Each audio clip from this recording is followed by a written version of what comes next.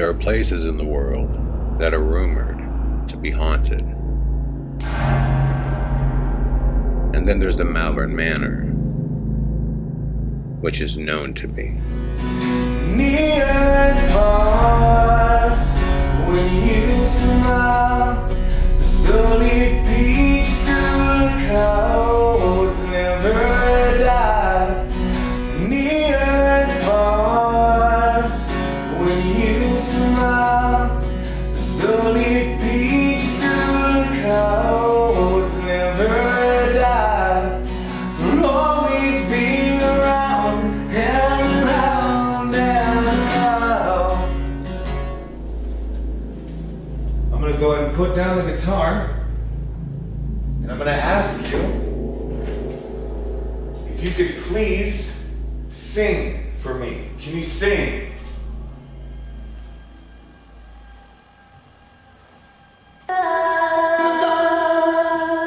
Holy shit! That is awesome. Thank you so much. If you could please sing for me. Can you sing?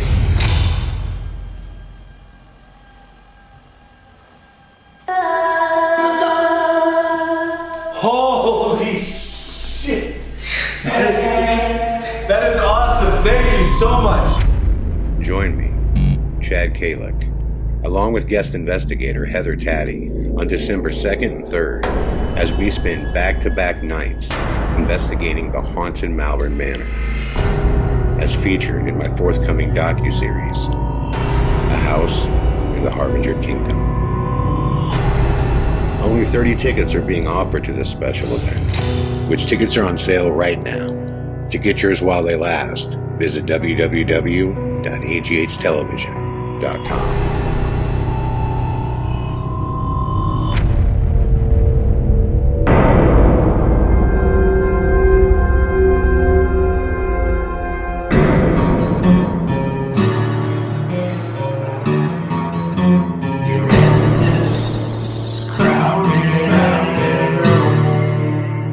Hey, what's up everybody? Chad Calek here, and welcome back to the In a Crowded Room podcast, where I am happy to be back. As you guys know, I've been working my butt off on a lot of things behind the scenes, and there's a lot of stuff that's been going on that I'm still documenting actually, and I'll be able to talk about it later. But what I'm really excited about right now, as you guys just saw, we are finally getting back to live events, in which this one is going to be really, really cool. December 2nd and 3rd, you're going to spend a weekend with me in the Harbinger Kingdom at the incredibly haunted Malvern Manor. If you guys haven't been to this place, I'm telling you, it is off the hook. I cannot wait to get back there. Tickets are on sale right now. If you look in the description box, you can click on the link. They will take you right there. There are only 30 tickets available. Get them while they last. It will go quickly. I cannot wait. And my good friend, Heather Taddy, as you guys see. Heather Taddy will be joining us as well. If you were a fan of Paranormal State, you know Heather from Paranormal State. She's also on Portals to Hell, and she also did Alien Highway as well, too. So always a pleasure to have Heather join us. She's an incredible investigator, and she's also in A House in the Harbinger Kingdom, which the last thing I'm going to say about this event is that everybody there is also going to get a sneak peek of my forthcoming docuseries. So super excited about that, but let's get into the podcast right now. We are going to do something, once again, that I enjoyed last time, which is I'm always asked to review footage, and I always look for things that are really cool. Now, the last time I did this, which was the first time that I did this, which is several podcasts ago, if you look back in the upload chain, you'll see the link where it's at. I posted a clip, and what I said about the clip was, and it holds true for this clip that I'm about to review as well, which is, there's no way for me to say for sure if something is real or if it's not real. I just want to stress that again. What I'm looking at is what is in the footage. Is it enticing enough that I would want to go investigate that place or that event? Also, keep in mind, and I just need to remind you guys of this because 99% of everybody totally got it and understands this, but there's always that 1% of people that are like, oh, look at that, dude. I could have faked that. I could have faked this. I could have faked that. And look, things can be faked, right? Things can be faked. We can fake transformers. By the way, if you hear any beeping, there's construction going on outside right now. But the argument of can something be faked? James Randi made a career out of saying because he's a magician and he could find a way to fake things that equates to what's on footage is fake because I can find a way to fake it. And I completely disagree with that. I think context is what matters more than anything else because everything and anything can be faked. So let's just get that off the board right now. If your response is going to be, I could have faked that, my response would be, I agree with you. Anything and everything can be faked. So again, I just look for context, and what I mean is, the information surrounding the clip. What is happening? Who is it happening to? When did it happen? How did it happen? Is the person a magician? Is the person a dentist? Is the person a paranormal investigator? Is their channel a paranormal channel? Things like that. And then above all, the number one thing that I look at is just the human response. I think people can tell liars 10 miles away. That's why, B movies, like shitty movies, like B movies, the reason they're really bad is because there's bad actors. And basically acting is what? It's lying, right? The people that lie the best are great actors, right? I mean, seriously, if you think about it, what is acting? It's the ability to become someone else and something else that you're not, but do it in a fashion where you're incredibly comfortable doing it. And the more and more comfortable you are doing it, the better actor that you will be. It's very much a skill set.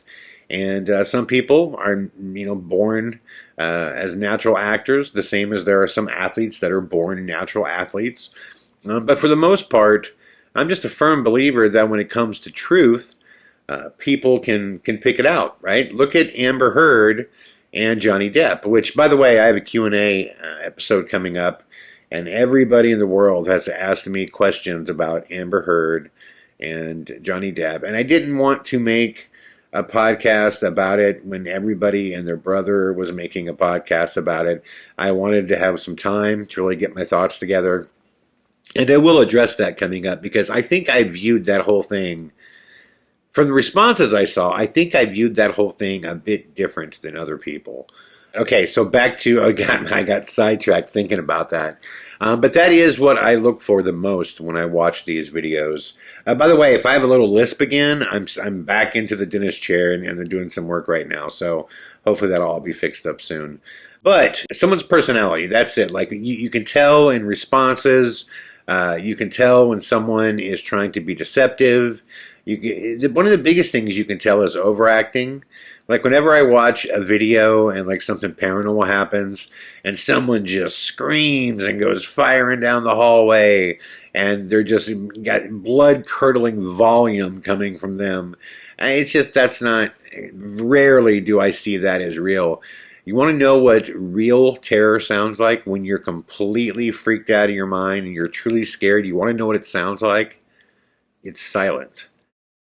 When people get truly freaked out, they pause. They get real silent and their mind starts going to work on them. Usually the, loud freak out happens, a little bit later, but almost in every case that either I've been scared or I've seen other people truly terrified, they get real quiet. And because the mind's trying to figure out what is going on. It's not just going straight to a freak out. The mind is trying to do its job, which is to make sense of the events that are going on in front of you. So I always look at that first when I'm watching people's responses. I've seen clips of guys that have this clip I couldn't stand. I think it's totally fake. It came out 4 or 5 years ago and it went viral. And it was of this door handle shaking. And this guy was breathing like he was having a friggin' orgasm. Like he was going, oh God, look at the door. Like I've never been around one person in my life who acted that way. Just something paranormal going on. So yeah, context is everything. Context. You can fake anything. Keep that in mind, and then context. Okay. Having said that, I've gotten this clip from a lot of people, and it's just something that I find myself watching over and over again because it's truly fascinating. And again, the context to it is fascinating. The clip, I'm just going to play it for you here first, and then we'll talk about it afterwards, okay? So just check out what happens here. Nuke, again, who, by the way, I love Nuke. I love his narration skills. He included this in one of his many videos. And this is how it was last submitted to me. I got the actual clip by itself sent to me a bunch of times too, but the last time it was sent to me, it was sent through this Nuke clip. So I'll include Nuke's narration as well. And again, I think Nuke's awesome. He's not always right, but he's awesome. But anyways, check this out right now. Here we go. 11 years ago, Tony Noguera recorded a short video of his son Elijah dancing to a Green Day song that was playing on their TV. He uploaded the video to his YouTube channel, and for years the video went mostly unnoticed. That is, until Tony's footage was shared on Reddit and hundreds of Reddit users agreed on one thing. There's something truly bizarre going on in this video. Dan, look at Elijah, go like this. Elijah, hey, like this. Elijah, look it. Hey. Elijah, go like this.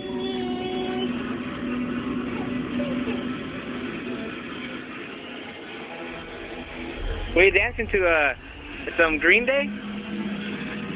Dance, go. Did you see it? Right behind little Elijah, what looks like the dark, shadowy figure of a child can be seen, just kind of standing there, watching the family. A few seconds later, and the child disappears. Even creepier, right after the small, shadowy figure is seen, a strange, unexplained childlike giggle can be heard. Elijah, go like this.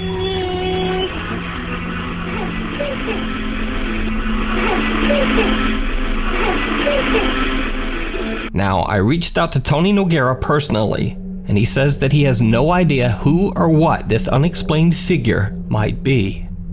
But he says his house does have a very creepy history. Tony's house is inside a gated community in Reno, Nevada, and the property on which the neighborhood was built used to be an old graveyard back in the 1960s. So could this creepy apparition be the ghost of a child buried on the community grounds long ago? Let me know what you think down in the comments. So that's the clip, guys. Very interesting from a review standpoint. There's a lot of things about this that I like. First and foremost, it's old, right? The further we go back, the less tools that are available for people to fake things.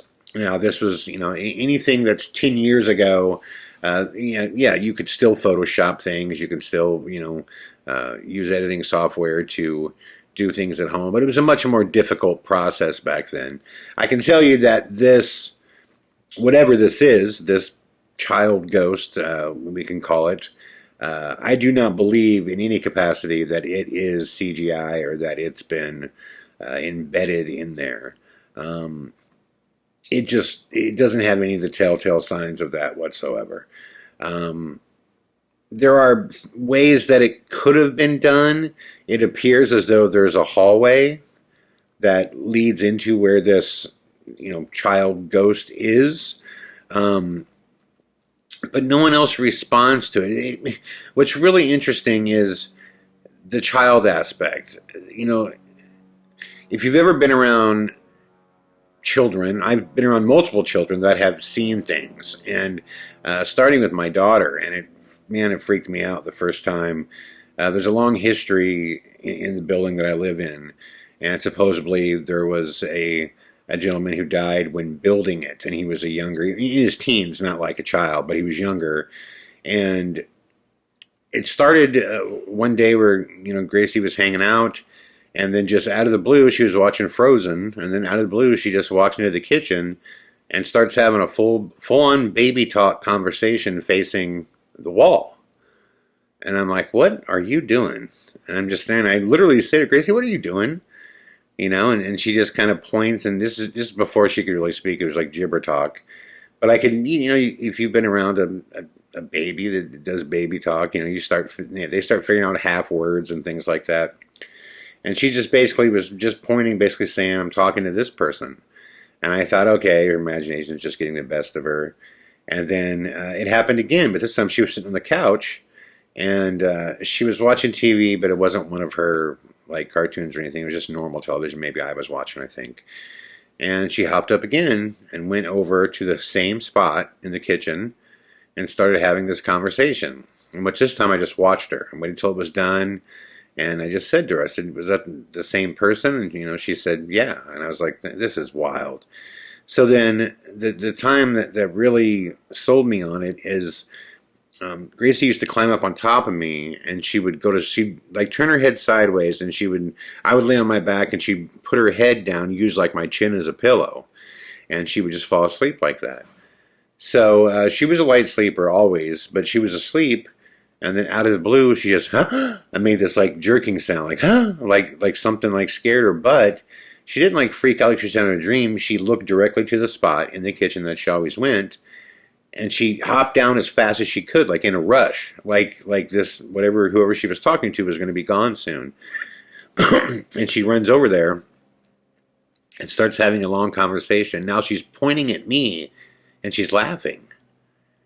In which I basically sat her down, and I was like, hey, are you talking to like a man, or, is it a woman?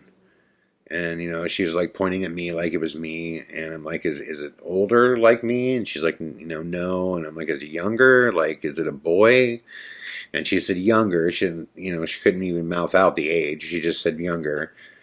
And I said, was he like making jokes about me? Was that what he was doing? And she was saying that, again, she was baby talking. She was basically saying that he was talking about me.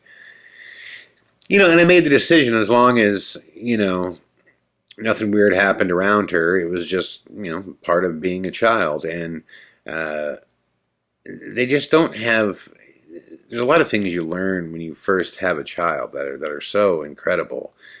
I mean, the first thing you learn is just that they're perfect. And it's, it's the world that poisons a child, and you just become so protective. There's just things that they're not afraid of because they don't know the evil of the world yet. So there's just certain things they're not afraid of. And that's why I think a lot of times children do see things that we don't see.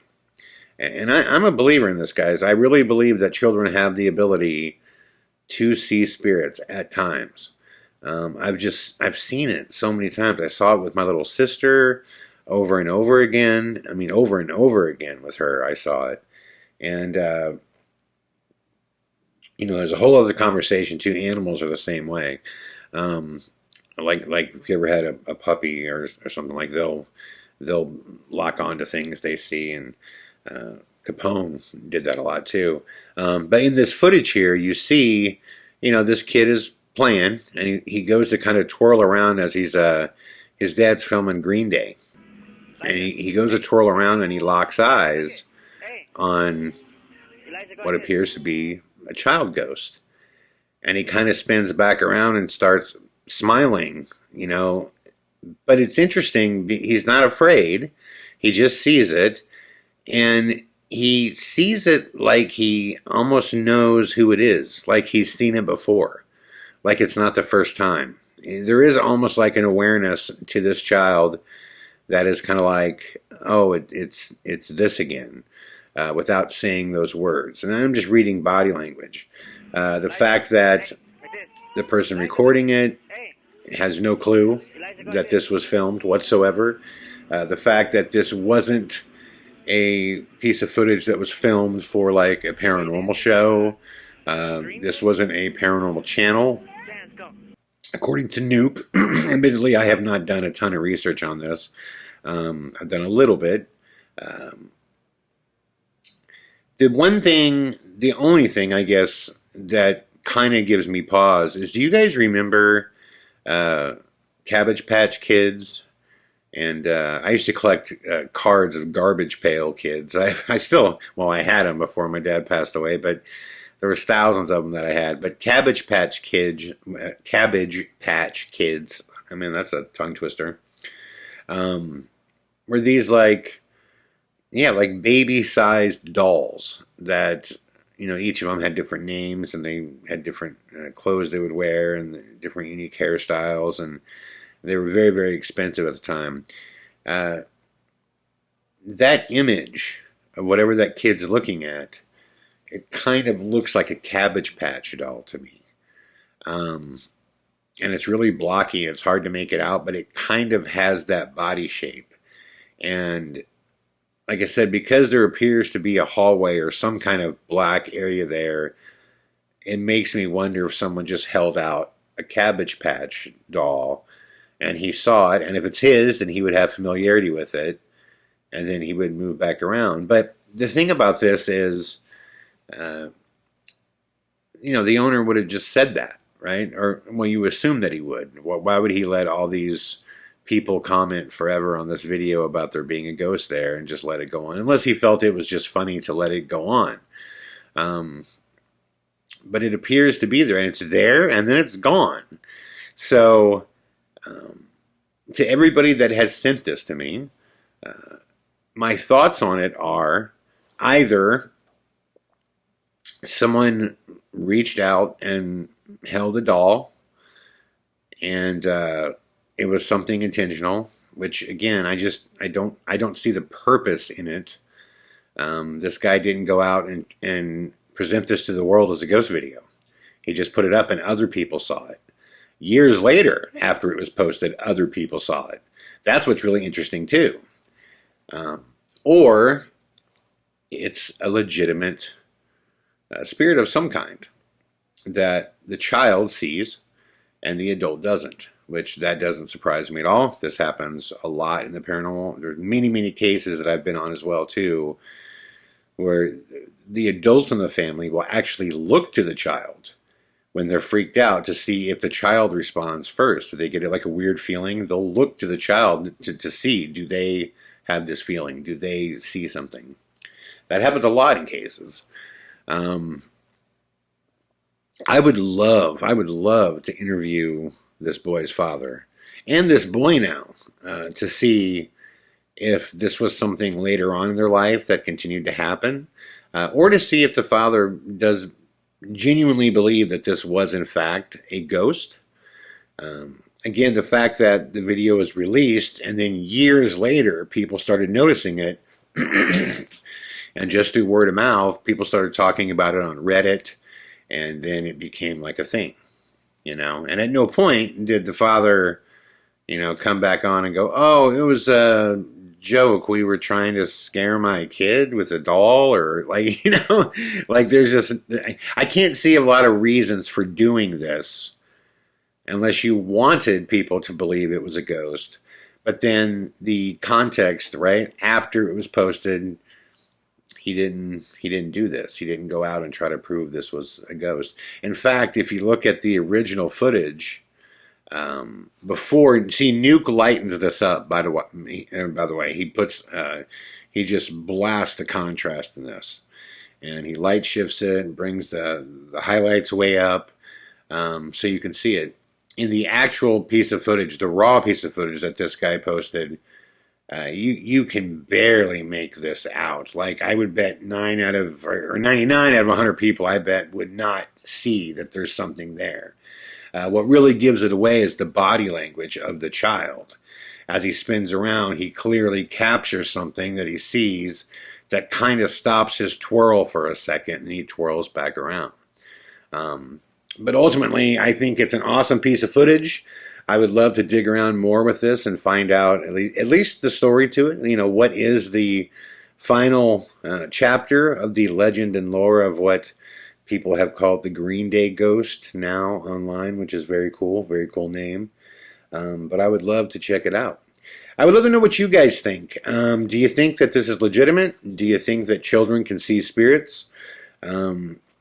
that's probably one of the most fascinating things to me about this footage is, again, like I said, when you become a father, there are so many things that you realize about children that you just don't know in the same way before you have a child. You just see it in them. You see how perfect they are and how pure they are and how innocent they are. And you know that old saying that ignorance is bliss? Like sometimes if you tell someone they can't do something, then a lot of times they can't because that thought's in their head. But like if you don't tell them that and they don't know, then they can do amazing things. It's kind of like, this is a weird, I guess, thing to compare it to, but like when Mike Tyson was like 13 and 14 years old, he was stepping into rings and he was knocking dudes dead cold, just knocking them clean out that were 22, 24 years old. It's like when he was 13 and 14 going to these smokers and stuff. He didn't know. He just didn't know that he wasn't supposed to be able to do that. He had, Customata in his ear telling him that this was natural, this was normal. The same thing with, until Mike Tyson got knocked out, he didn't know he could get knocked out. And after he got knocked out, it was like the spirit was broke, the will was broke. He had an understanding of that he could get knocked out. And then he got knocked out several times after that. He got beat several times. So it's like the children have that innocence of not knowing. No one's telling them, oh, ghosts are fake. They're not real. You can't see that. They just experience the world.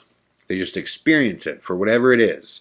And that's why you get such a defensive stance as a father, is you just wanted to protect. But I think that really plays off in the paranormal. So I could go on about this forever. This is really fascinating stuff to me. But also, before I forget it here, the giggling in this clip, it does not match up with him. His mouth appears to be closed when you hear the giggling, but he's also dancing around. So there is this natural, I naturally want to just say, oh, it's coming from him somehow. And we're just seeing it because both times when the giggle happens, his head is down, but his mouth appears to be shut. So it's one of those things where it doesn't look when you watch it like the giggling is coming from him. It doesn't. But is it possible that it's kind of under his breath? It could be, but it would be loud and kind of weird if it was, because usually with volume, you see it in body language. When you're yelling something or when you're louder or when you're laughing, especially, there's usually, body language that demonstrates that. It's hard to see because he's dancing in a circle. So I would just say the giggling is really interesting. It doesn't appear to be his. Is it possible that it's his? Yes, but I think unlikely. Elijah, go like this.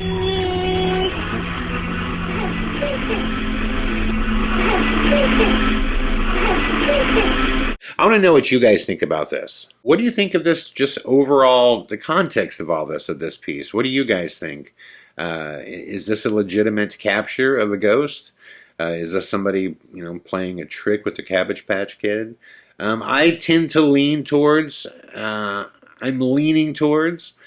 this could be legitimate.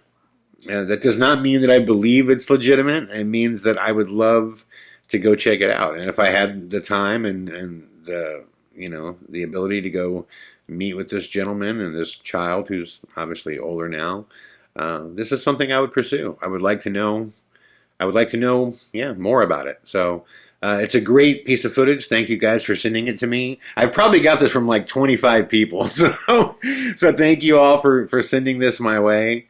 And those are my 2 cents. It's a really, really cool piece. So having said that, again, guys, tickets are on sale December 2nd and 3rd. The Malvern Manor, myself, Heather Taddy. Man, get your tickets now. Only 30 available. It's going to be an amazing, amazing weekend. The link is in the description box below. Much love and all the best, everybody. I actually recorded 2 additional podcasts already, so those will be coming out this week for sure. And thank you guys for continuing to listen and to support me. Surprisingly enough, as I'm doing all this work on all these films right now, the numbers of the podcast are still going up, which is amazing. So I'm going to do everything I can to get you guys as many podcast episodes as I can.